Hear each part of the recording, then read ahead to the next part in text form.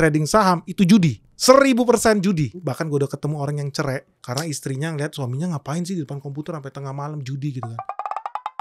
Kita kasih solusi. Akhirnya gue mendatangkan BSN, Bapak Saham Nasional. Wah, sedap. Tapi saham mana main judi berarti? Enggak dong. Kata orang-orang saham judi. Tergantung. Jadi segala sesuatu bisa jadi instrumen judi. Segala sesuatu.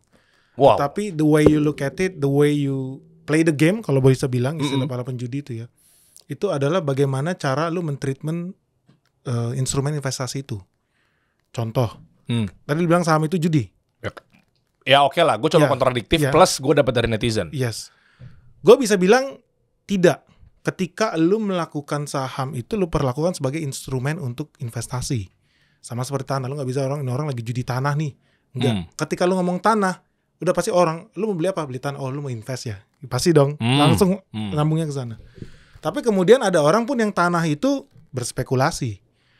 Kayaknya minggu depan bakal dibangun jalan tol nih, tanah ini nih. Bakal naik 3 kali lipat nih. Ada yang begitu, spekulasi. Itu gue bilang sebagai spekulator. Beda sama investor. Bukan goror, nebak-nebak. Bukan. Beli kucing dalam karung. Ya, itulah namanya trader. Jadi trading saham dengan investasi saham itu dua hal yang berbeda. Trading saham itu judi. 1000% judi. Wow, ini udah mulai keluar nih, gue demen nih. Oke lah, ya. Kita bahas, tahan dulu ya. Oke. Benix, mampir, gue demen banget nih. Batik masih dipakai. Harus. Iya nggak ya? Dulu bosnya Gojek ya, lo berarti lo vice president Gojek ya? Iya. Oke, apa Gotonya? Gojek. Ini sebelum dia lebur sama Tokopedia. Oke. Ya. Terus juga lo bos juga di Astra ya? Iya. Sebagai apa? Direktur apa? Itu bagian digital officer ya. Jadi gue di Astra Insurance, asuransi. Lu pernah dengar Garda Auto? Tahu. Itu salah satu produk kita lah. Oke. Dan banyak juga kan lu kan rame konten-konten lu tuh di FYP gue apa segala macam. Makanya gue berminat untuk ngundang lu tuh untuk bahas mengenai saham-saham apalagi UMKM. Tapi tolong Ben ya. Jangan ketinggian bahasa lu. Kagak bro. Kagak ngerti. Lu kan udah levelnya kan sebelumnya di mana? Di Oyo jadi bos juga lo. Iya sih. Tapi enggak bro. Kita ngomong kita percaya segala sesuatu yang lu lihat hebat-hebat besar-besar ya, mau Astra lah, Gojek segala macam, mayoritas jadi besar karena UMKM. Mantap. Ini gue demen nih. Dan pengaruh dengan apa ya? Mungkin ekonomi makro terhadap UMKM, sangat. mikro. Nanti kita bahas semua teman-teman di sini. Apalagi persahaman ini, UMKM juga minimal melek lah. Gimana sih cara lo trading? Karena trading itu, investasi trading pasti judi. Investasi itu bagus. Trading itu judi. Jadi ketika orang bilang gue trading saham, beli siang, jual sore, beli hari ini, jual 2 detik lagi, itu judi. Karena lu gagal aja kali, kemarin lu loss kali, lu ngomong begini, lu kan teriak-teriak di konten-konten lu kan, palingan gara-gara lu drop, ngeloss, hancur-hancuran, baru lu bongkar semuanya dengan dalih judi. Benixnya gue tahu banget. Seru nih. Justru kebalikannya. Dulu gue pernah jadi trader. Dan trader itu banyak versinya ya. Ada banyak levelannya. Ada day trader, itu penjudi harian. Ada swing trader, itu penjudi swing, bisa harian atau mingguan. Ada yang lebih ekstrim lagi, scalper.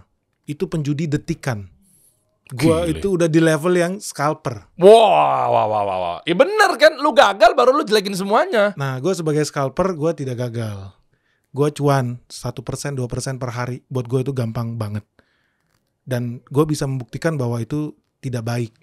Karena gue merasakan dampak buruknya terhadap gue. Kejiwaan juga masuk. So, gue bener-bener orang yang tahu secara presisi trading itu judi. Karena gue mengalaminya dan gue sukses di situ. Oke. Sip, menarik deh. Ben, gue mau mulai dari awal. Sebenarnya gue butuh kisah lo juga sih ya. Sampai akhirnya lo bisa sekarang nih kan. Gue suka yang waktu lo bahas kenapa Transmart bangkrut. Kan kayak lo kan kayak gitu kan. Ya jujur gue ngefans sama lo lah. Gue juga ngefans sama lo bro. Enggak lah, ini kan sama warga Cibubur kan memang pahlawan UMKM nih. Amin.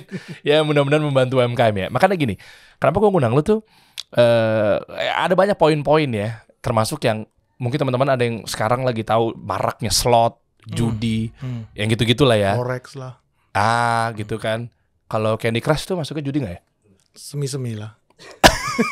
Ada gold-goldnya juga sih katanya. Gue gak ngerti ya. Tapi iya. Soalnya nih bilang katanya gak tahu ya. Yang salah bilang judi itu jadi Candy Crush apa Candy Crush itu judi gitu. Banyak lah macam rupa ya. Nanti kita bahas juga ya. Iya. Karena slot juga lagi. Ya maaf ya gue katakan perbodohan ini tuh masih menjamur. Udah tahu di setnya orang-orang IT di belakangnya, komputerisasi masih main. Oh, gue sepakat itu pembodohan banget. Iyalah bro. Pembodohan. Nah sekarang gini deh, gue hire web developer. Gue punya web developer nih, namanya Ihsan nih. San, bikinin saya web dong. Diatur ya. Nanti begitu orang masuk, orang itu akan win di sini, akan kalah di sini, akan begini. Produknya pokoknya begini, kamu atur aja deh. Bisa nggak? Bisa. Ya udah. Kenapa pada bego? Karena mereka bermimpi mereka bisa lebih sering menang dibanding lebih sering. Alah. Ngawur, pala lu sini gue bedah. Woi, bener ini. Lah iyalah. Bener nih. Lah gue bisa bayar. Gak ada gaji bulanan, San, bikinin dong produk begitulah. Lu yang main, orang ada IT-nya kok di belakangnya. Iya. Jadi semua orang itu bermimpi pengen cepet kaya, bro. Nah, mindset yang kayak lu ini sangat-sangat bagus. Ini mindset investor itu menurut gua pikirannya waras.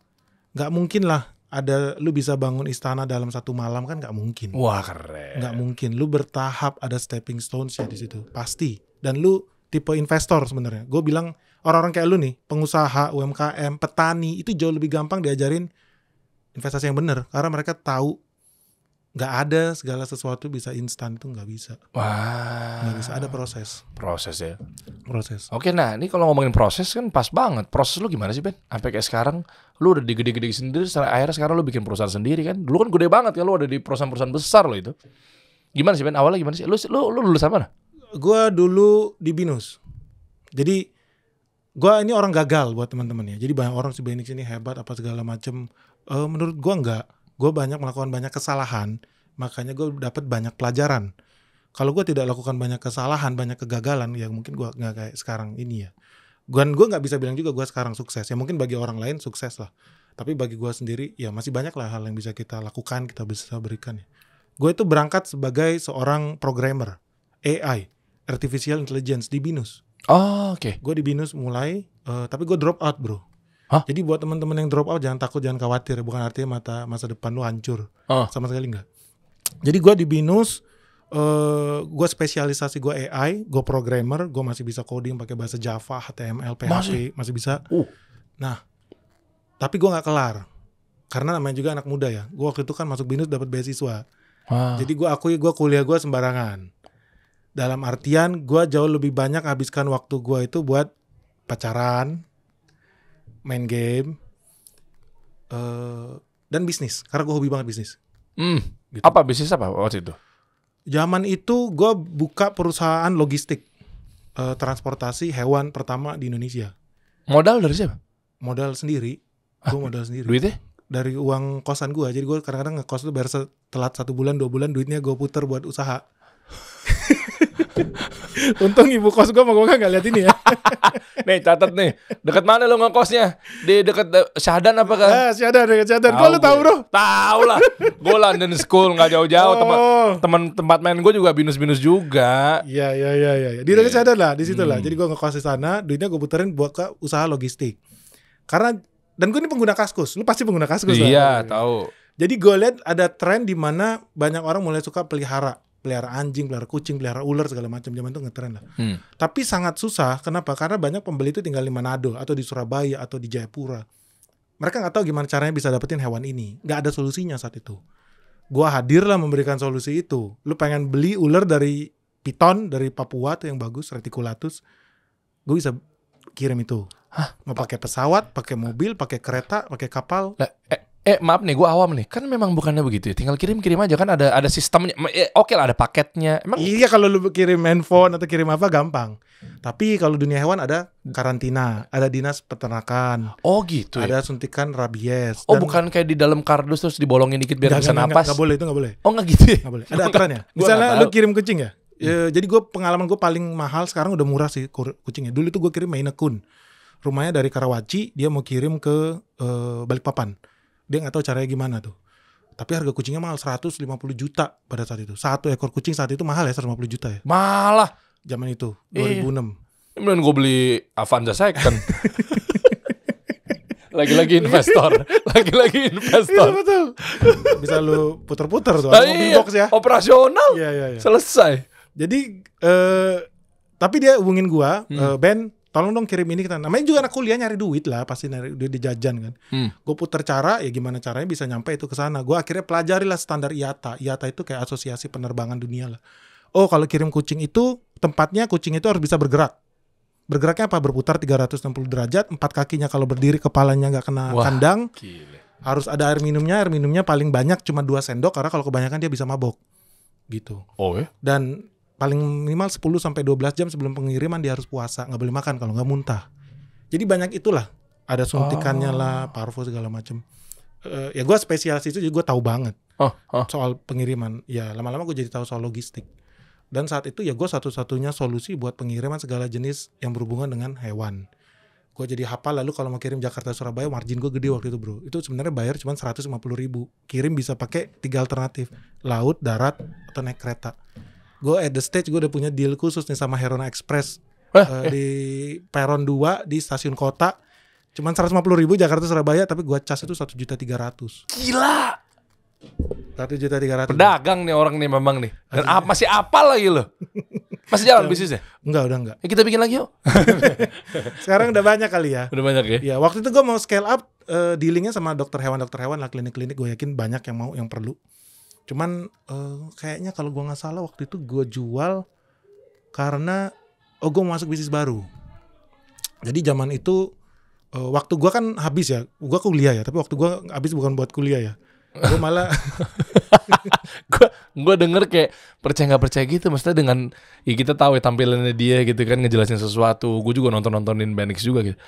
Kok tiba-tiba lu kayak nggak kuliah gitu, kayak nggak percaya gitu. Gue pikir lu yang nerd gitu. Sorry banget nih bro. Gue juga memang nerd bro. Gue juga memang nerd. Gue pikir kayak yaudah kuliah, belajar gitu. Ternyata tadi duit kosan diputer. Ada bangkur-bangkur juga Anda ya ternyata ya? Iya. Oke lanjut. Harus lah bro, biar hidup itu lebih berwarna bro. Tapi yang lucu ya, walaupun gue drop out dari BINUS, gue itu ada sempat gue ngajar di BINUS 1 atau 2 semester lah. Gue ngajar desain sama animasi, padahal gak ada hubungan sama jurusan gue. Tapi gue karena gue bergaul sama orang-orang di sana lah. Jadi, dan gue memang ahli pada saat itu ya. Gue seneng ngutak-ngatik komputer. Ya gitulah. Gue jual, karena orang tua gue marah. Lu memang jauh-jauh kita pindah dari Lampung gitu kan. Lu kuliah gak bener apa segala macam ya. Akhirnya tanpa pengetahuan gue didaftarin di UI, Fakultas Hukum. Itu kakak gue tuh. Rese banget memang. Asli.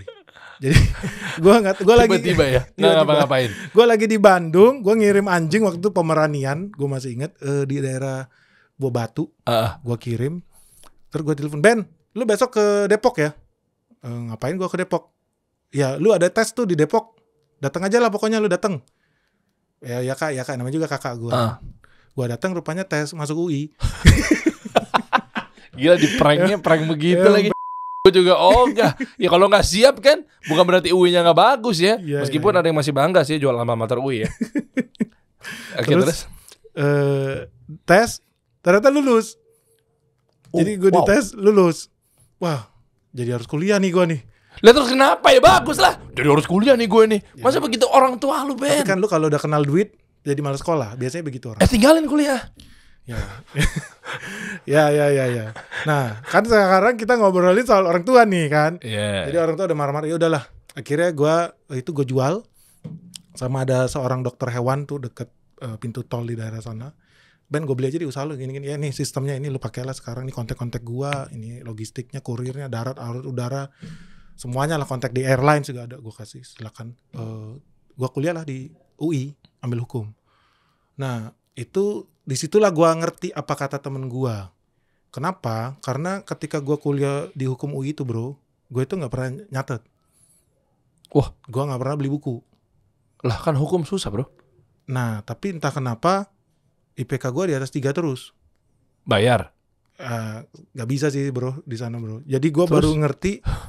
Inilah yang dibilangin sama temen gue. Jadi temen gue pasti BINUS itu pernah kita ngumpul ya di Syadan yang lu bilang tadi. Gue di situ gue kenal yang namanya Nasakom. Lu tau mahasiswa Nasakom? Nasakom apa sih? Nasakom tuh apa?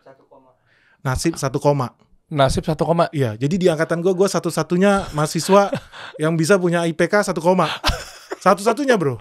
Jadi gue legend lah waktu itu di situ. Legend. Legend, Apa yang bro. dibanggain nih PK 1 Oke, koma. kurang ajar ya.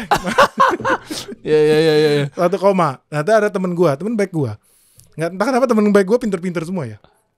Nah, gue masih kan namanya Arya. Sekarang kerja di salah satu perusahaan pertambangan terbesar di Indonesia. Dia bilang, Ben, lu jangan khawatir Ben kalau IPK lu jelek. Memang lu secara genetika memang nggak cocok aja di dunia IT kali. Asik, benar. Dia bilang, maksud lu berarti sampai kapanpun gue bakal nasib 1 koma. Ini gak bener nih kata motivasi. Soalnya bokap gue bukan IT bro. Kurang ajar. Nggak bener kata motivator berarti ya. Motivator. Emang IPK lu berapa bro? Kan kita selalu ngumpul bagi-bagi rapat gitu kan. IPK lu berapa Ri? Ya gue 3,9. Memang nih orang. Emang tapi lu jangan khawatir Ben. Soalnya bapak gue dulu sarjana komputer juga. Terus kan gue pikir salah tempat nih orang ini. Tapi bro, ternyata kemudian ketika gue masuk UI, gue baru ngeh apa yang dibilang. Bokap gue sarjana hukum. Pas gue masuk di UI, gue nggak pernah itu tadi gue bilangnya nyatet apa segala macam. Gue belajar itu kalau mau ujian besok, kok SKS sistem kebetulan malam. Hebat juga. Gue baru baca gitu loh. Di situlah gue ngerti apa kata temen gue. Ada sesuatu yang namanya genetik. Jadi ketika gue kuliah hukum di UI itu, gue cuma datang masuk duduk, lihat, ditanya Ben, gue bisa jawab. Gue nggak pakai, gue bisa jawab aja gitu loh. Ngalir. Di situ gue baru tahu. Oh ini yang dimaksud temen gue. Lu nggak perlu pakai effort. Itu udah ngalir aja natural. Kalau yang dibilang itu temen lu bilang kayak Leonardo da Vinci udah natural aja gitu. Ya yang ngelukis kalau ditanya fundamentalnya nih ngelukisnya gimana nih caranya nih? Ya gimana ya udah. Ya begitulah gitu. Gue udah unconscious competence gitu loh. Ya kan artinya gue udah di luar alam bawah sadar gue, tapi gue mampu untuk nyelesain ini gitu kan? Maybe ya. Maybe. Nah di situ gue buka usaha lagi bro. Ini beneran mau tahu nih cerita. Iya nggak usah panjang-panjang juga. Kalau kelar subuh. Iya. Emang lo doang yang punya waktu luang kan gue sibuk. Lo tahu gue lah. Oke lah. Iya kan. Abis ini kita mau meeting gara-gara gue mau ngecek Deddy Kobuzier mau masuk. Harus dicek dulu dong laporannya. Sambungan. Nah di UI gue juga gak bisa diem bro. Semester 1, semester 2 gue bilang gampang banget kuliah di sini gitu kan. Sombong juga nih anak ternyata ya. Enggak bro, gue berdasarkan realita yang kejadian. Jadi kemudian gue bosen gitu loh. Oke. Gue bosen, gue buka usaha lagi di situ. Yaitu berhubungan dengan perlengkapan militer gitu. Jadi gue bisnis sama tentara lah waktu gue kuliah itu. Pertama binatang, militer. Kenapa sih nggak mau yang satu bidang aja gitu? Kayak lu hukum ya udah lu buka law firm gitu atau apa gitu loh? Ya di situlah gue baru tahu gue orangnya bosenan. Dari situlah kenapa gue juga sering kalau kerja itu loncat-loncat aja. Oh gue tuh loncat. Iya, gue bosenan. Ketika gue masuk ke dunia investasi di sinilah gue baru tahu ini dunia yang gue suka. Kenapa? Karena ketika gue masuk dunia investment, there are a lot of companies gitu yang bisa gue analisis. Gue bisa ketemu hari ini gue mempelajari bisnis batu bara, besok nikel, besok pesawat terbang, besok hotel, besok pariwisata, besok perbankan. Jadi lu nggak pernah bosen. Jadi dunia gue bener-bener enak gitu loh. Karena ketika lu baca laporan keuangan perhotelan dengan baca laporan keuangan perusahaan pelayaran itu berbeda. Oh iya. Cuma maksud gue apa titik baliknya ketika lu kan sekarang jadinya di perusahaan apa sih? Investment lah ya, ya konsultan investment ya. Iya. Oke. Nah, maksud gue gimana caranya lu bisa di titik ini sementara dari tadi gue denger background lu tuh IT, hukum. Maksud gue di mana sisi keuangannya misalnya? Apa sih yang irisan-irisan sama investment lah? Ada, banyak. Di mana lu dapetin ilmunya? Jadi setelah gue lulus sarjana hukum, gue jadi lawyer lah. Berada di jalur yang semestinya selama 7 tahun lah. Gue jadi lawyer. Oke. Gue lawyer spesialis corporate. Jadi corporate lawyer, company law. Sampai kemudian titik paling itu pas gue di Belanda. Jadi gue di Belanda itu ambil S2 lah. Ambil S2 dan gue kerja juga di sana. Banyak hal yang berhubungan dengan investasi itu Korea di Amsterdam. Contoh Starbucks. Ketika investment itu pakai kita tuh. Kita bantu buat dia setup company di Amsterdam. Gue tanya, kenapa lu harus di Amsterdam? Oh, pajaknya lebih murah. Oh iya sih. Ya nalar sih, betul sih. Gitu. Jadi disitulah gue lihat, gue belajar, hukum ini beririsan nih dengan keuangan, dengan ekonomi, dengan investasi, dengan finance. Ketika pun mereka memutuskan untuk invest atau beli atau akuisisi, merger, dia akan kontak lawyer dulu. Lawyer akan maju dulu, lakukan LDD, legal due diligence, gitu loh. Perusahaannya legalitasnya jelas gak? Ada masalah kasus hukum gak? Itu dulu, baru ngomongin finance. Oh iya, ini gue baru nalar nih. Oh makanya justru gua pikir tuh kenapa lo ngambil hukum itu mungkin nggak ada gunanya, pasti bukan nggak ada gunanya ya, maksudnya jauh dari investment ya langsung ke finance tuh. Iya. Ternyata memang, gue paham masalah legal tuh penting gitu loh. Penting Cuma banget. maksud gue itu kayak minimal sejajar sama finance ya. Ternyata malah itu didulukan ya. Iya. Oh oke. Namanya LDD, Legal Due Diligence. Abis itu baru FDD, Financial Due Diligence, baru analisa keuangan. Buat apa lu capek-capek review laporan keuangannya, laba ruginya, kalau ternyata bisnisnya jual beli narkoba atau direkturnya pernah ditangkap Barreskrim sekarang gitu. Yang mana tuh? Adalah, Yang inisialnya apa? adalah berhubungan dengan halo-halo lah. Jadi, Iya, agak lucu ya. agak lucu. Itu BUMN?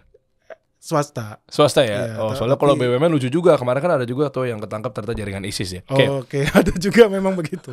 Tapi kan lu akibatnya lu ngeri lah gitu ya enggak? Iya. Ya tapi itulah penting gitu loh. Nah, gue itu agak beda sebagai lawyer karena kan gue juga pelaku usaha kan zaman dulu masih mudanya. Suatu ketika gue disuruh investigasi ada orang Itali mau investasi di Sulawesi Utara. Jadi namanya Lembeh Island, Pulau Lembeh, Sulawesi Utara, Minahasa Utara.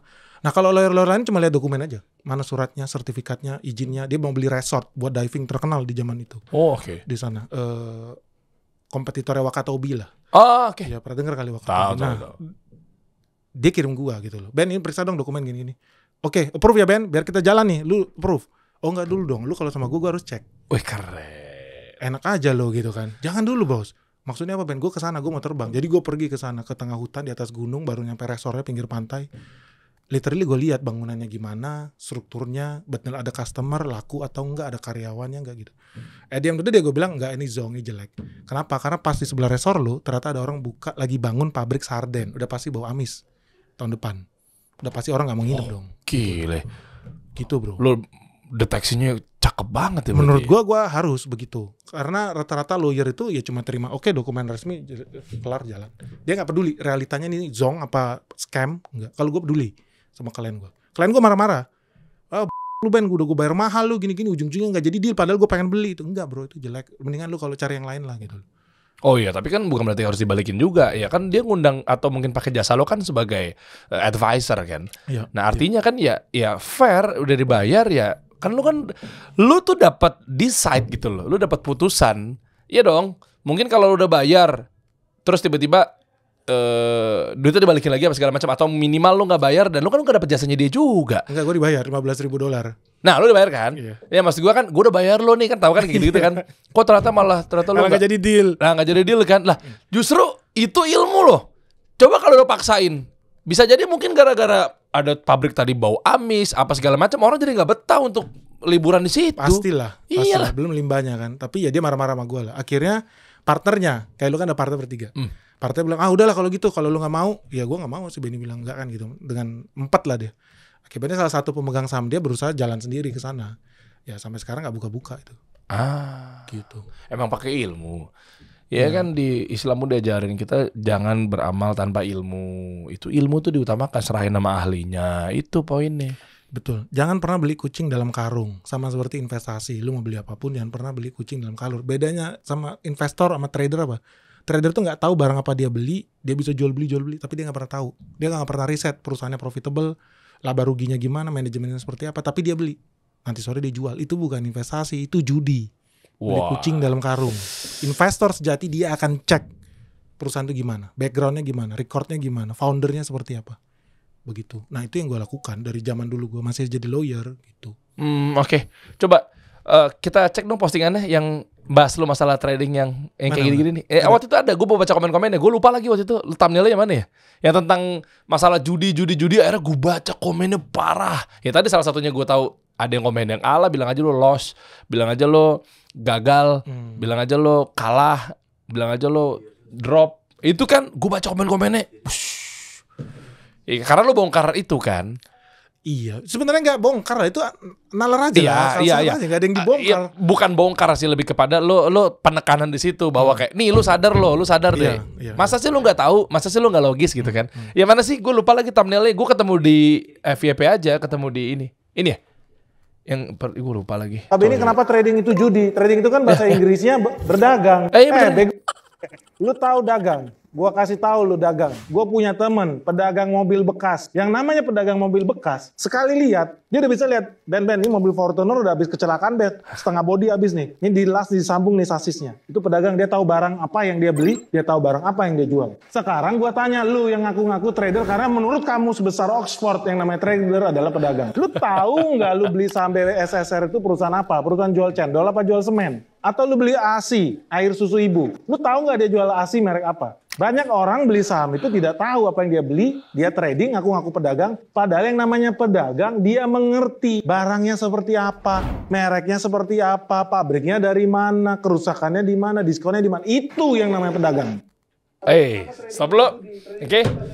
Boleh kita mulai pertumpahan darah di sini? Boleh. Coba baca komennya dong. Ada Oh, masalah? penasaran nih gue nih, komennya apa nih? Nggak usah hina-hina. Siap, Jangan. Jangan hina-hina dulu deh, itu udah biasa kayaknya ya. Gitu. Itu mungkin pembenaran dia aja. Tapi satu yang mau gue bahas, dapat salam Ben. Dari? Timothy Ronald. Mau titip dana dong di KPD Diskre Benix Capital Manager Investasi Handal. KPD Nyampe nggak? Ini maksudnya gimana? Nggak nyambung nih gue. Nggak nyambung ya?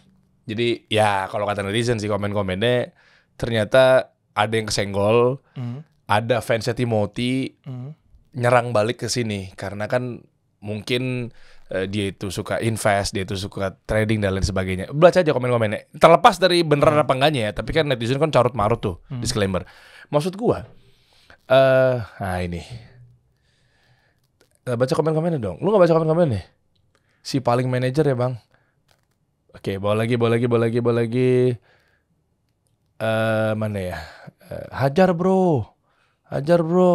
Oh ini saling komen nih ya? Betul. Kasih tahu bro. Kenapa sih Anda ketawa-ketawa? Bawa lagi. Ngeri abangku gitu. Gue baca-bacain tuh semuanya tuh. Katanya lu pernah nyenggol dia? Gue rasa enggak ya. Gue juga nggak kenal ya. Kata netizen. Tapi kenal? Nggak kenal gue. Oh nggak kenal juga ya. Tuh. Emang gokil nih orang. Mana tadi gue hilang? Tapi email lu juga banyak. Mau ikutan kelas ternak uang dong. Kalau ketawa sih. Ya. Kalau ketawa sih. Gue itu udah tahu ternak uang itu bakal bangkrut tuh 3 sampai 4 bulan sebelum mereka bikin pengumuman resmi. Namanya orang dunia startup kan ya. Boleh. Kita bahas aja kalau gitu startup. Boleh startup. Ini nggak ada maksud gibah atau gimana ya. Ini kita edukasi teman-teman deh. Kita bahas lebih dalam mengenai persahaman dan lain sebagainya deh. Mau dari keuangan, mau dari sisi venture capitalnya dia, mau sisi boncosnya dia, ruginya dia. Menarik. Termasuk kan perusahaan lo kan juga pernah lo kerja di sana kan? Ya kita investment juga. Rugi juga kan? Goto? Yang mana Goto? Goto juga rugi. Ya Posisi kan? rugi. Posisi rugi sekarang. Posisi rugi. Fabilio kenapa bangkrut? Kita bahas semua. Oh nanti kita bahas. Kita bahas Menarik. ya. Bahas ya. Oh Fabilio lagi. Aduh temen gue semua lagi.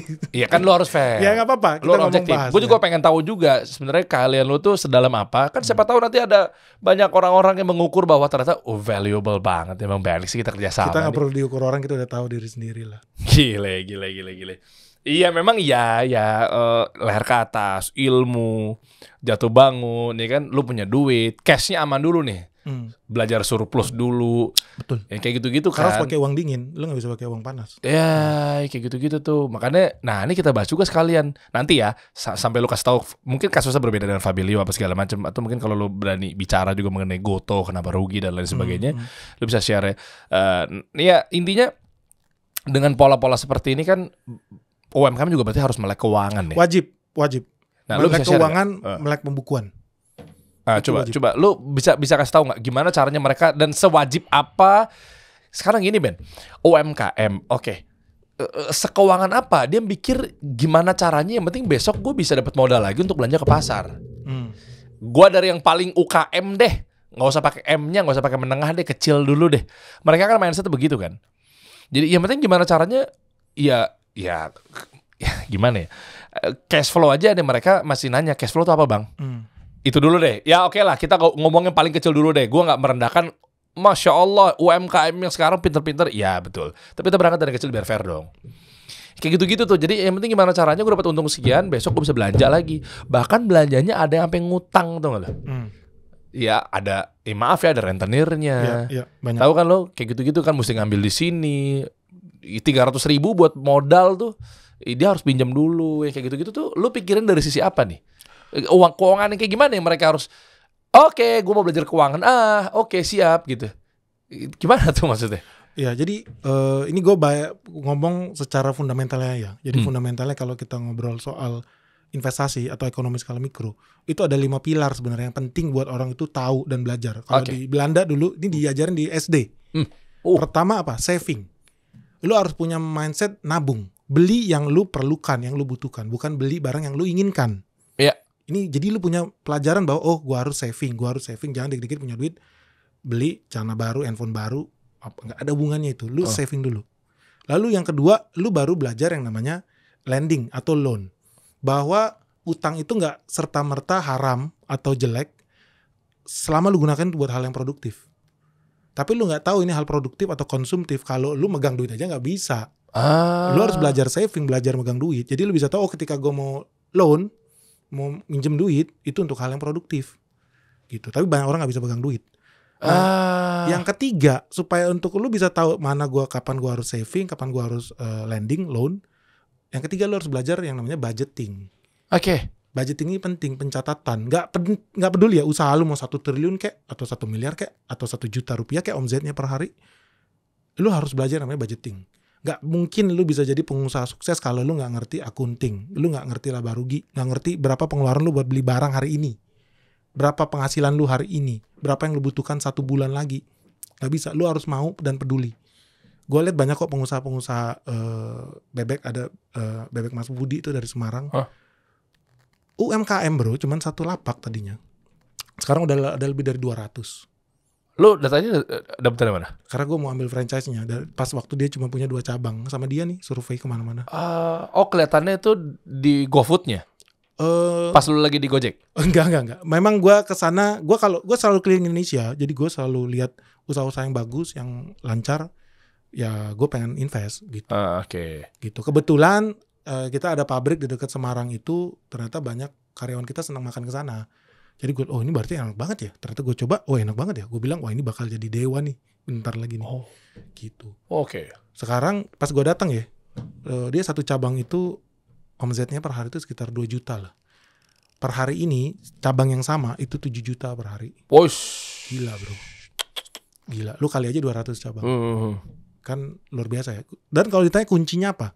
Kalau orang bilang mungkin ya kuncinya rasa, kuncinya harga. Kalau lu tanya yang punya kuncinya apa? Mencatat.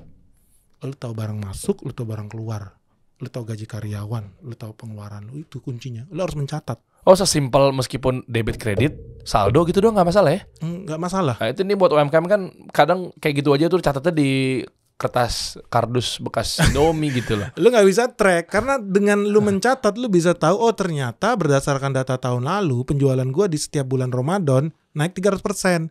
Itu kan ilmu. Masuk ganti tahun, masuk bulan Ramadan, lu stok 3 kali lebih banyak supaya lu naik 500% kan begitu. Tapi lu nggak bisa tahu itu kalau lu nggak punya data. Lu nggak catat.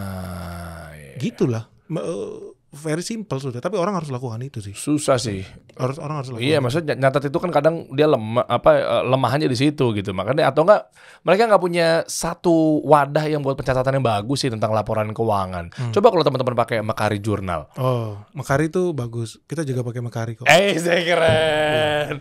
Gue jujur itu membantu bro. Iya. Makari bagus. Itu jurnal itu ya. solid. Itu dia tuh. Dulu gue pakai namanya masih jurnal ya. Sekarang udah berubah ya. Jadi Makari kan. Tapi Makari Jurnal. Iya. Simple lah itu pakai handphone doang ya. Pakai handphone juga lu bisa tracking kemana aja. Itu bagus. Gue jujur, gue pengguna dan menurut gue itu bagus. Yang keempat itu investing. Jadi saving, lending, budgeting. Yang keempat itu investing. Jadi ketika lu udah punya duit, lu harus mau belajar dan mau berinvestasi. Karena tidak selamanya usaha lu itu meroket ke bulan. Namanya bisnis ada naik turun. Ketika turun lu siap, wajib. Nah investasi apa? Ya nggak mesti saham, lu bisa beli tanah, lu bisa beli rumah, lu bisa beli emas, apapun itu. Atau ya yang simpel-simpel, lu bisa investasi di teknologi, investasi di marketing. But mindset lu adalah lu investing, jangan begitu lu udah punya duit, lu ura-ura gitu, enggak. Tapi kan ada investing itu kan yang mengalami depresiasi ya. Maksudnya kayak aset tadi kan lu sempat mention teknologi apa segala macam. Ini kan turun semua ntar tuh nilainya. Tergantung lah, makanya investing itu kan yang dalam jangka panjang dia kasih lu profit. Oke. dalam jangka panjang. Tanah sepanjang yang gue tahu nggak ada pabrik tanah nggak bisa turun dari langit. Jadi Oke. nggak ada pabrik ini apa produksi tanahnya nggak mungkin.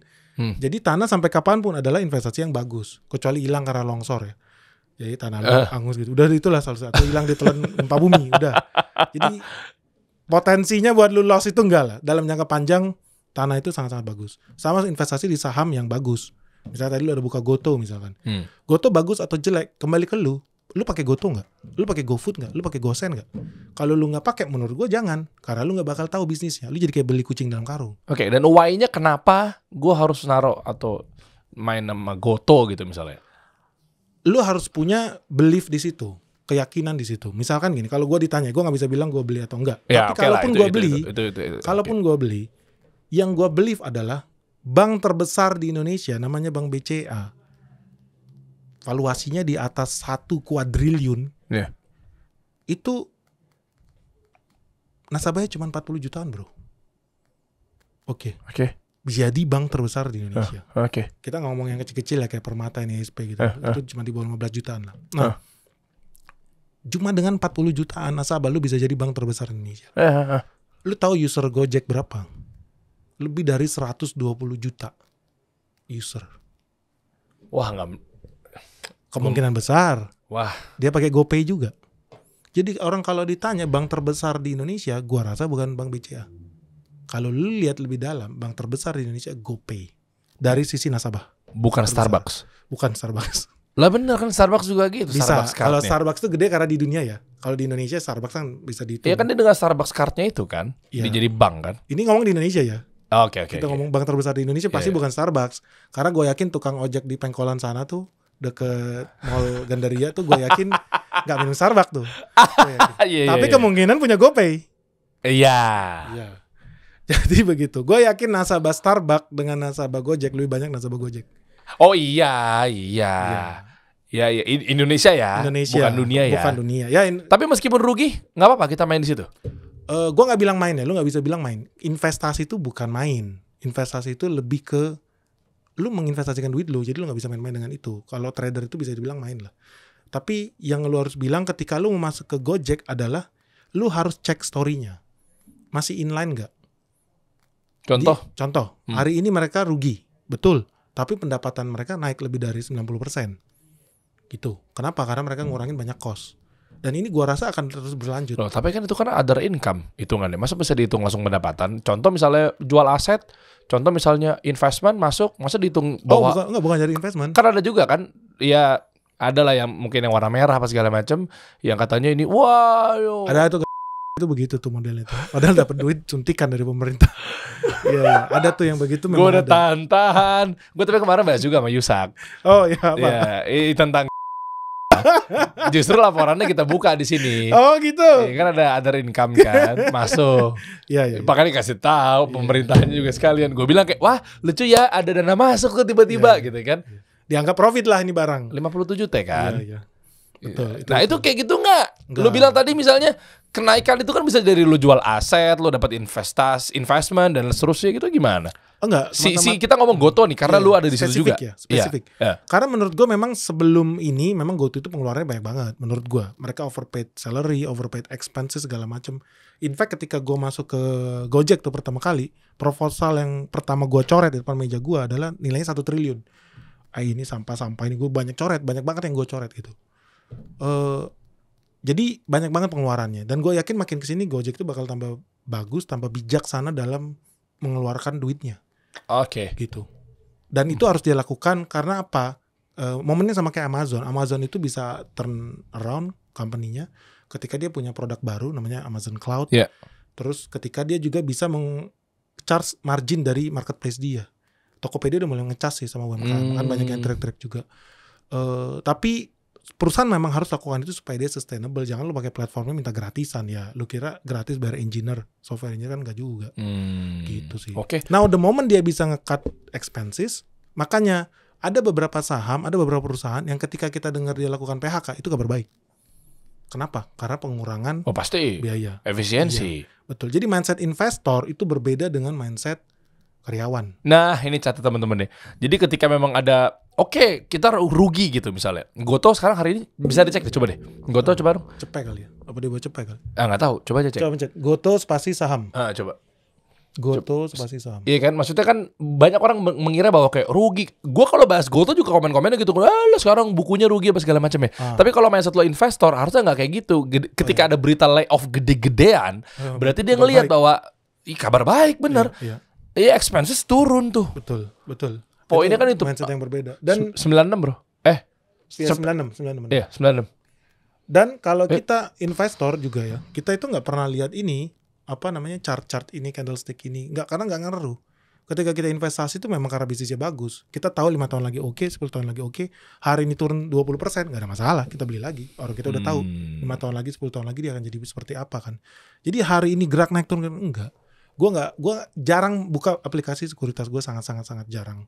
Gue sangat jarang jual beli saham. Mungkin sebulan cuma sekali pun kalau ada yang bagus. Udah jadi dimin aja. Orang nggak punya tingkat kesetelannya kayak lo kali. Ada juga yang kurius banget nih ini. Itulah dia cari adrenalin. Gue udah pernah di tahap dimana ketika lo jadi scalper ya atau trader harian gitu, itu ada bagian otak lo itu yang bergeser bro. Chemistry-nya itu berubah, lo jadi ketagihan. Kalau kalah lo penasaran, kalau menang lo ketagihan. Jadi lo non-stop itu lo pengen banget judi buat memberi makan di sini, di otak lo itu dopamin itu jadinya. Lu merasa lu hebat banget, gue cuan nih hari ini, padahal kemarin 9 kali loss, hari ini cuma 1 kali cuan. Dia ingetnya cuma yang 1 kali cuan itu, sumber itu. Jadi banyak, dan gue udah pernah sharing berulang-ulang, itu bahaya, itu bisa merubah kepribadian lu. Bahkan gue udah ketemu orang yang cerai karena istrinya ngeliat suaminya ngapain sih di depan komputer sampai tengah malam judi gitu kan. Dan trader nih, kalau udah yang bahaya lu harus lihat ya, dia akan tegang kalau hari Sabtu Minggu, dia akan tegang, dan kalau tanggal merah, karena dia tidak bisa berjudi, tokonya tutup. Bursa efek libur. Wah ini kocak sih. Dan ini true story bro. Ini true story. Orang gemeteran. Kok gue pernah suatu ketika gue bangun tuh jam 8 pagi udah nungguin ternyata mau trading gitu kan. Zaman lama. Sampai kering-keringan. Ternyata libur hari ini. Gue lupa hari ini hari Rabu libur. Ngeri. Dan menurut gue janganlah masuk ke situ. Karena kalau lu udah terlanjur ke sana, lu udah gak ada bedanya sama orang gila. Lu tuh udah kayak apa ya? Kondisi vegetatif lah, lu cuma jadi ATM berjalan buat orang-orang itu. Itu realita. Dan lu pernah ada di situ berapa lama? Trader saham. I think nggak nyampe setahun lah. Gue lupa lebih tepatnya. Kenapa bisa keluar? Ada perubahan. Ketika gue datang ke sekuritas tertentu di Kelapa Gading, gue datang ke sana. Gue waktu itu mau beli saham IPO yang menurut gue bagus, dan emang gue cuan 120% di situ. Gue datang ke sekuritas itu, Grapari lah. Zaman dulu kalau beli transaksi itu harus ke toko, betul, ke Graparinya gitu kan. Datang ke gerai sekuritasnya itu, gue lihat kok banyak orang trading. Jadi zaman dulu orang itu nggak tahu info online gini nggak. Jadi banyak kakek nenek, opa-opa, popo, orang Cina, Kelapa Gading gitu kan. Ketika mau belanja dia nggak bisa lihat bro. Ini beli apa nih? Kepencet. Aduh, ini gimana beli? Atau minta tanya orang yang di sana, yang di resepsionisnya itu. Terus pikir, selama ini gue cuan karena lawan gue nenek-nenek ini, yang tentu gue lebih cepat dalam pencet tombol buy and sell, cuma demi dapat cuan 1% per hari. Gila. Di situ gue merasa, kasihan banget, kakek-kakek, nenek-nenek, opa-opa, popo ini gitu loh, dikerjain aja lah gitu loh. Di situlah gue merasa, nggak ya mungkin lo bisa bilang agak aneh ya, tapi gue merasa tidak terhormat apa yang gue lakukan. Gitu, karena gue melucuti kakek-kakek nenek ini yang nggak tahu apa-apa, dikibulin sama Grapari itu, bukan Telkomsel, maksud gue kantor itu, cuma demi supaya mereka dapat komisi transaksi, komisi broker gitu loh. Jadi ya udah pasti loss lah mereka. Udah pasti loss. Ini true story. Lu bisa datang ke semua saham IPO. Kalau lu mau datang biasanya ada public expose dulu tuh mau IPO, mereka bilang, kita besok mau IPO gitu. Ada pasti nenek-nenek, kakek-kakek rambut putih pasti ada. Itu jadi korban gitu loh. Ya, malah justru ngincar ke situ ya? Iya, karena mereka yang pegang duit. Iya dong. Aduh. Orang yang punya duit kan di atas 50, udah pensiunan, udah ngumpulin, udah fight bertahun-tahun cuma buat masuk ke mulut mereka. Banyak asuransi banyak yang kayak begitu. Nah, ini kalau kayak fenomena-fenomena seperti ini, Ben. Maksud gue, jadi kita nih harus kayak gimana? Contoh, mau invest tuh, lu kan juga investor ya. apa jalannya yang dipilih, taruh di perusahaan yang IPO pun juga kayak gimana cara main, atau enggak sama sekali, atau memang lebih kepada yang sifatnya produktif gitu loh, misalnya ke ya brand atau mungkin franchise. Gimana sih maksudnya? Enggak. Jadi nggak ada model yang benar-benar perfect banget. Oke. Ini versi lo aja deh. Kalau mau investasi kemana? Bahasa simpelnya gitu ya. Dan apa produknya, jenisnya apa gitu. Coba deh. Jadi investasi gue sangat basic, sama dengan orang kakek nenek kita mengajarkan investasi. Misalkan lo investasi tanah, lo harus cek dong lokasinya di mana. Lahannya bakal banjir nggak? Bakal dekat jalan utama atau tidak? Pengembangannya 5 tahun 10 tahun lagi seperti apa. Gue ada satu teman gue investor tanah super banget di dunia tanah. Dia punya edge itu dia punya keunggulan di situ karena dia tahu. Jadi ketika dia mau beli tanah, dia cek RT RW-nya, rancangan tata ruang, rancangan wilayahnya. Dia cek ke kelurahannya, dia cek ke BPN-nya. Ini daerah 20 tahun lagi jadi apa? Blueprint-nya apa? Dia punya semuanya. Dan dia cek, dia datang ke lapangan, dia lihat kontur tanahnya begini, tanahnya ada putih-putihnya atau tanah liat, ini cocok jadi perumahan, ini nggak bisa jadi sawah. Dia semuanya tahu. Jadi dia literally beli barang yang dia tahu. Dia bukan penjudi. Keren. Investor. That's investor gitu loh. Lu mau beli ruko, lu akan cek nih rukonya yang di Citra Grand apa beli yang di PIK ya. 10 tahun lagi jadi apa ya? Mungkin 10 tahun lagi di PIK kena topan badai kali, ada tsunami. Who knows? Karena pinggir pantai. Menurut gue itu judi gitu loh. Tapi mungkin orang yang punya edge di bidang oceanologi, dia bilang nggak mungkin ada tsunami di sini. Kita bangun aja nih kawasan Jakarta Utara. Iya. Gitu loh. Tapi gue menyarankan investasi itu sama kayak semudah lu beli tanah, lu harus cek surat-suratnya jelas nggak, pemiliknya jelas nggak, lokasinya bagus nggak, prospeknya gimana. Sama dengan lu mau beli investasi perusahaan, mau investasi dikasih solusi, cek foundernya siapa, pengalamannya seperti apa, menguntungkan atau enggak. Kayak lu beli lahan pertanian, dia nanam apa? Nanam jagung. Nanam jagung setahun bisa 2 kali, kalau laki bisa 3 kali. Kalau nanam semangka 90 hari udah panen, tapi setahun pun maksimal 3 kali. Kan lu cek. Tapi ini lu mau beli tanah ditanamnya alpukat paling cepat 3 tahun baru tumbuh. Tapi ini gue yakin gagal panen. Kenapa? Karena ketinggiannya cuma 100 meter. Lu nanam tanaman jenis apa nih? Alpukat khas itu harus di atas 800 meter MDPL-nya, di atas permukaan laut. Kalau ini tanah cuma 100 meter, gue harusnya tanam varietas Mickey, alpukat Mickey. Sesimpel itu loh. Bentar. Enggak. Gini nih. Lu belajar ilmu AI apa lu nya yang AI nih? Enggak. Ya kalau kayak tahu semuanya gitu sih, Ben. Enggak. Gue takut sama lu nih. Lu belajar di BINUS AI. Iya. Enggak, jadi kayak lu semuanya. Anda siapa sih? Kita investor, bro. Dan kita terpaksa, dan gue pribadi ya, gue merasa senang, gue enjoy dengan yang gue lakukan. Tiap hari gue baca 20 jam, mungkin 18-20 jam tiap hari gue baca. Ini poinnya. Itu gue lakukan tiap hari. Itu yang dilakukan Warren Buffett.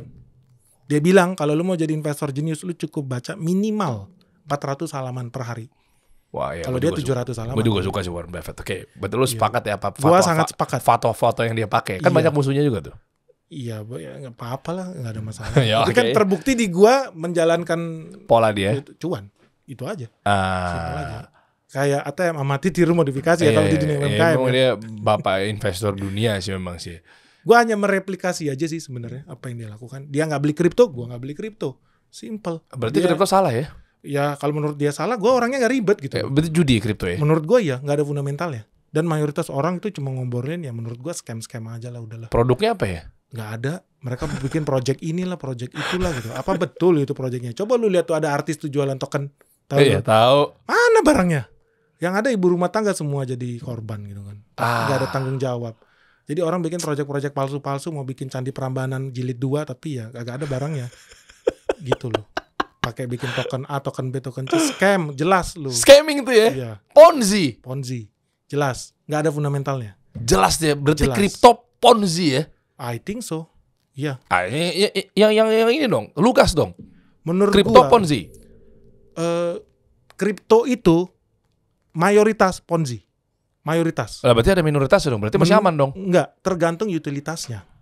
Contoh, misalkan kita ngomong kayak Ethereum atau Bitcoin. Ada memang beberapa gue lihat store ya di luar negeri, lu bisa lakukan itu sebagai alat pembayaran. Cuma kan regulasi di sini kan nggak kayak gitu. Ya rupiah rupiah. Intinya kita, kalau gue sih selalu ikut di mana negara kita pijak. Itu poinnya. Kalau memang legalitasnya tidak halal, ya lu nggak usah lakukan. Simpel aja. Kalau katanya membunuh dilarang, ya ngapain lu bunuh orang gitu kan? Karena dilarang, ya udah. Dan regulatornya juga nggak ada juga. Kalau nggak ada regulasinya ya udah ribet-ribet banget gitu loh. Pokoknya ya udah, kalau nggak ada aturan nggak usah lu lakukan lah. Gitu. Ya. Simpel lah. Kalau katanya boleh beli emas ya udah. Simpel-simpel aja. Kalau main slot gimana? Ya itu Boleh nggak? Itu 2000% judi lah. Wah. Slot itu udah pasti judi lah. Itu semua Ya, apa sih orang bilang itu untung-untungan ya bilangnya ya. Iya. Ya jadi itu unsur judinya nggak usah dipertanyakan lagi itu bro. Tapi masih banyak yang Banyak dan itu sayang ya karena korban-korbannya orang-orang pedesaan. ya. Gue kenal banyak orang itu server judinya itu ada di Kamboja, programmernya orang Indonesia dibawa dari Jakarta langsung di booking hotel, satu tower disediain satu lantai penuh, dia book, dia kasih cewek, dia kasih obat, dia kasih alkohol supaya dia nggak pindah, programming ngibulin orang Indonesia banyak dan gue kenal. Gile. Dan itu ya masih ada hubungan yang kemarin yang bintang-bintang di langit yang sempat masuk penjara itu kan. Oh ya itu. Iya. Gitu. Bro. Jadi Gue baru tahu sedetail ini loh. Ternyata mereka tuh ya gue tahu itu komputerisasi, ada orang yang bikin apa segala macam. Dan nggak mungkin juga bikin situs tiba-tiba bikin lo kaya tuh nggak mungkin. enggak. Itu poinnya. Tapi sedetail itu ya. Ternyata Kamboja, sarangnya di Kamboja. Ada 4.000 orang lah di sana per hari ini ya. slot itu ya. Iya. Semua judi slot Indonesia mayoritas berkantor di Kamboja. Gitu. Ini datanya valid nih. Oh ya, gue kenal salah satu jenderalnya juga di situ. Jadi ya namanya bisnis lah. Gitu. Mereka cukup melakukan proteksi yang cukup bagus lah. Loh, ini kan scamming. Kenapa nggak dihajar-hajarin aja? Sama? Ya mungkin pemerintah kita bersihin. Pola susah ya. Kan Kan kita juga punya undang-undang perjudian, bisa ditangkap, dipidanakan itu. loh, tapi kan kalau di Kamboja legal, Akan Di- masuk ke sini, di di-blok di sama Amsterdam- Menkominfo kayak apa di-blok di webnya. Amsterdam lu mengganja boleh. Paham, legal, tapi legal. maksudnya di-blok webnya, bisa aksesnya. lah di blok, bisa lah. Tapi kan semua butuh. Apa nih? Ini nih. Semua kan butuh. Ya Ada apa? kebutuhan. Kebutuhannya apa? Butuh pelumas, bro. Segala sesuatu ada pelumasnya, gitu. Ada pelumasnya yang memang ya itu bisa generate income gitu loh. Memang income-nya gede. Memang di Indonesia ini oversupply orang bodoh. Ya, Wah, keren. gitu. Anda berani sekali nih ya. Oversupply. Karena di dunia saham banyak banget itu. Gue lihat, kenapa lu beli saham ini? Ada saham itu gue pernah bilang ya. Gue bilang saham ini 6 bulan lagi bakal gocap. Kalau lu beli ini lu, gue bilang gitu loh. Ternyata nggak 1 bulan gocap. Ngamuk-ngamuk orang di komentator itu. Terus gue bilang ya realita aja lah. Gue ngerti ini direksinya tukang tipu, bolak-balik masuk penjara. Gue tahu partainya apa gitu. Bentar lagi pemilu. Udah lalu cuma dikarungin aja. Gitu aja. Selesai. Dibungkus, bro. Ya. Jadi itulah realita dunia nyata. Dunia nyata ya, senyata Fabilio juga tumbang juga ya. Gue pengen bahas sebenarnya ngobrol sama lu tuh banyak banget ya, karena memang ini orang harus diambil ilmunya teman-teman, saran saya ya. Ya apalagi buat para corporate ya. Fabilio dulu deh, bentar deh. Gue nggak bisa komentar. Karena temen lo subjektif, lo nggak bisa gitu. Lo gue undang di sini untuk Oke. objektivitas nih. Objektif dong. Tapi ya kalau nggak mau jawab nggak apa-apa. Tapi maksudnya jangan jawab, tapi setengah-setengah. Jangan Iya. bikin masyarakat jadi gaduh Jadi gitu gaduh loh. ya, jadi bingung ya. Iya dong. Tapi memang gue punya teman bekerja di sebuah perusahaan furniture online. Memang ada. Nah, Bikin itu. ya dia salah satu investor juga lah di Kopi Kenangan. Jadi jackpotnya sebenarnya dari sana bukan dari Fabilio. Kesebut ya.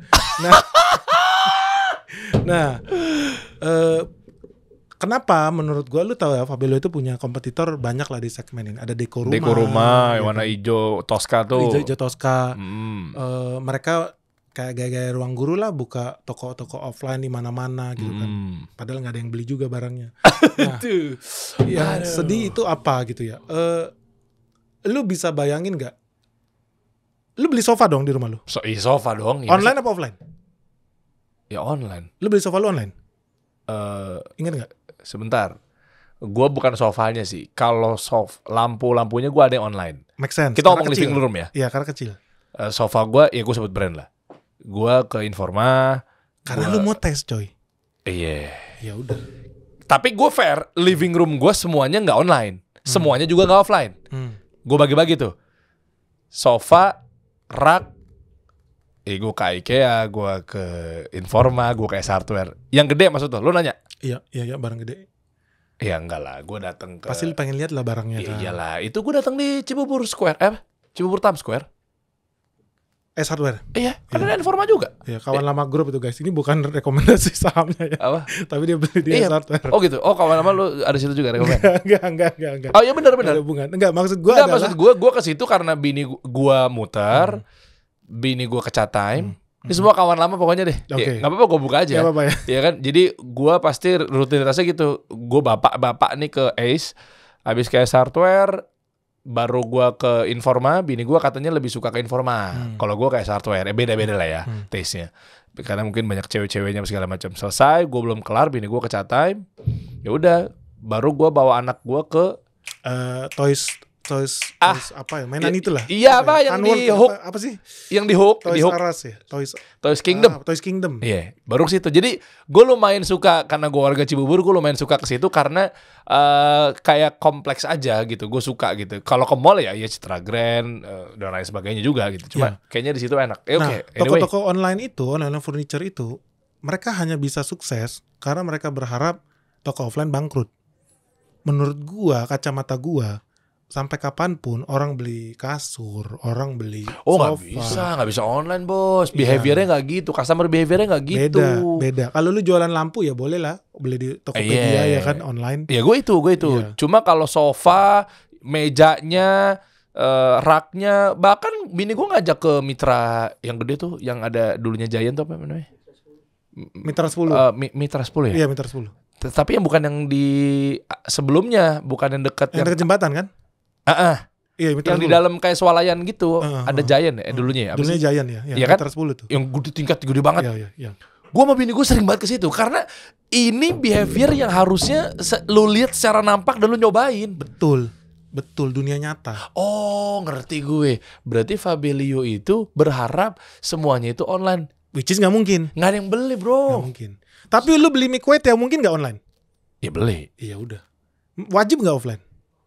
Ya enggak juga lah. Enggak. Tapi gua rasa mayoritas mungkin lu lebih pilih online lah. Iyalah. Jadi behavior beli makanan lu bisa bikin jadi online. Memang 80% 90% di rumah gua online-nya belinya online. Betul. Tapi beli furniture nggak bisa 90% online. Nggak bisa.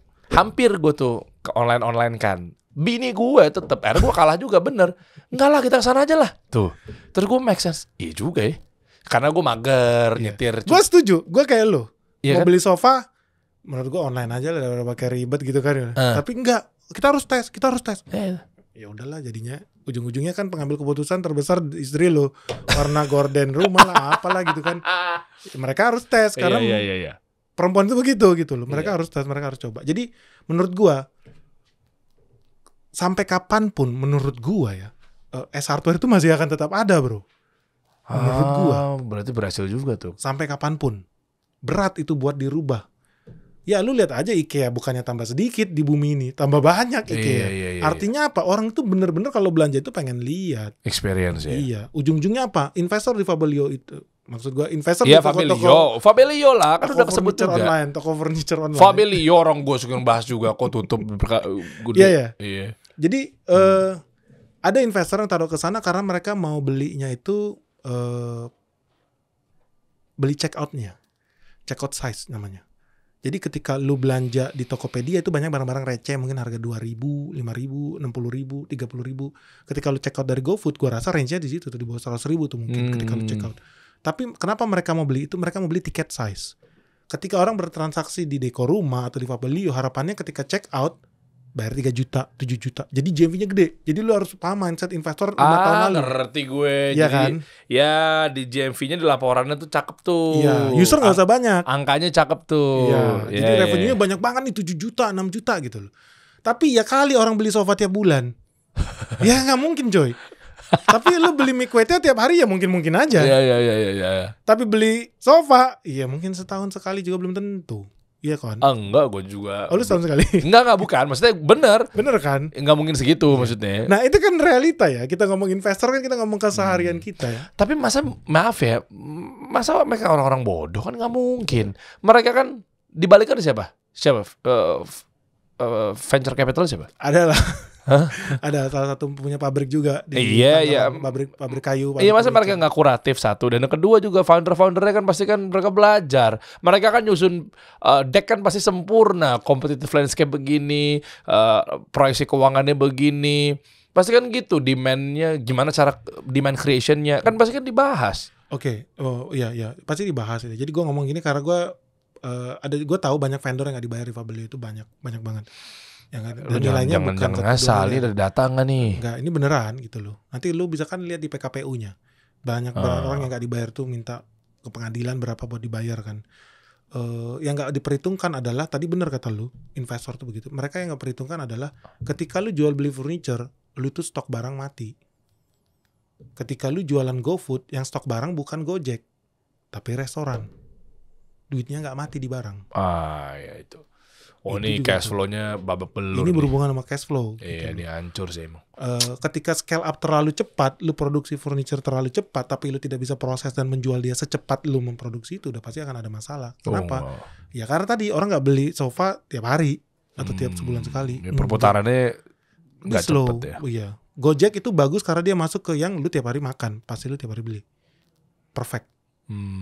Jadi itu perfect sense. Wah, oke. Berarti terakhir saran gimana kira-kira buat para business owner, mungkin saya lagi nonton kan, kalau lu di sini berarti kan rata-rata startup founder, tech company, ya nggak tahu lah, mungkin cita-cita lu juga mau bikin Silicon Valley Indonesia kan, gue juga nggak paham.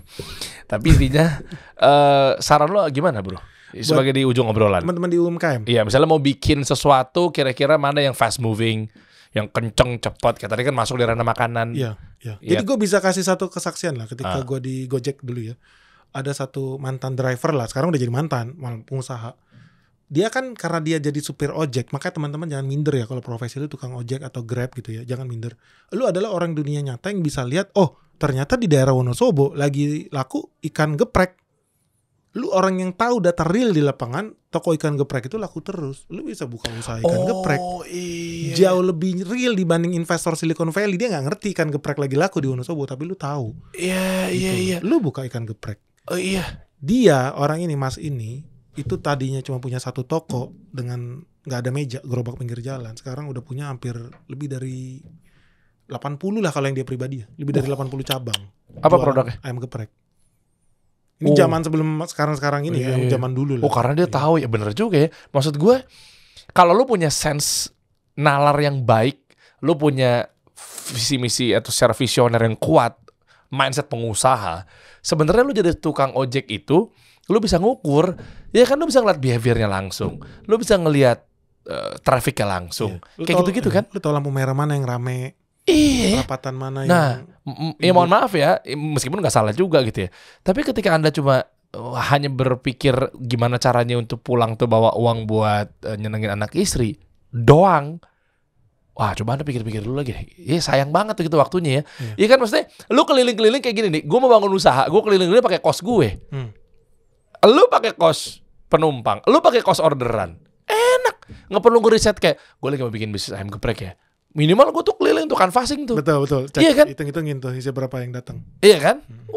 Lu udah bareng-bareng, lu ongkos lu udah pakai ongkos penumpang gitu istilahnya. Lu mau jemput, ambil barang ya, makanan kan. Order ayam geprek di sini. Kok di sini mulu ya yang rame ya? Atau enggak dikit-dikit kelempar ke sana, pindah kecamatan, kok di sini ini mulu ya? Iya kan? Lo jalan ke sana survei enggak pakai ongkos lo. Diongkosin sama penumpang yang beli barang itu kan, yang beli makanan itu kan. Itu betul. Tapi nalarnya mungkin enggak langsung nyampe ke sana, banyak yang gitu. Makanya akhirnya ngeluh ini itu apa segala macam ya. Janganlah. UMKM itu banyak yang gue lihat berhasil ya, tapi lo harus mau berinovasi. Lu harus mau upgrade, jangan cuma business as usual. Enggak, lu harus terus berinovasi. Inovasi bukan cuma soal rasa, tapi soal pelayanan juga, customer lu, pegawai lu, gimana dia cara nge-treat orang datang.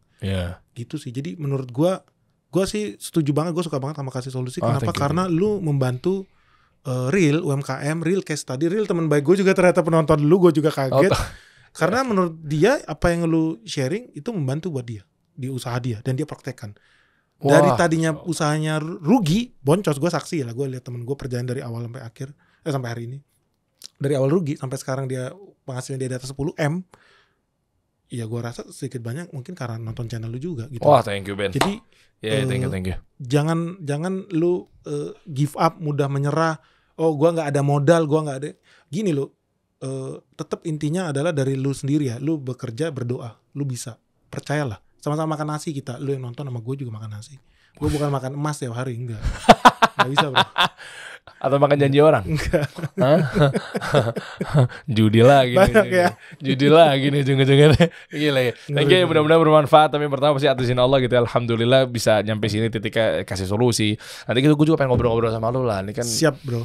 Om Deddy kan kemarin kita lagi negosiasi. Asik ya, gue lagi denger nih banyak yang mau diakuisisi nih. Aduh, sedap. Gue butuh lo. Ya kan, Siap. ya lu kabarin aja lah. Kita profesional aja. Siap, Ya siap. kan, gue sih yang penting mah, gue mah nggak permasalahan masalah duit. Sama lu nih jasanya. Yang penting murah. Buat Derry mah bebas lah. Sekarang ngeri. Nanti kita ngobrol. Enggak, tapi serius, Serius, Gue serius. pengen coba untuk, ya nanti lah banyak lah yang mau gue bahas ya. Gue happy banget, thank you man udah Gue mampir. yang happy. Thank you so much udah undang kita di sini Sama-sama, bro. Sukses selalu, sehat selalu. Siap. Semoga terus jadi manfaat buat banyak orang. Amin, Keren. amin. Kasih solusi keren. Thank you. Ya, Masya Allah. Thank you Masya bro. Kita kasih solusi.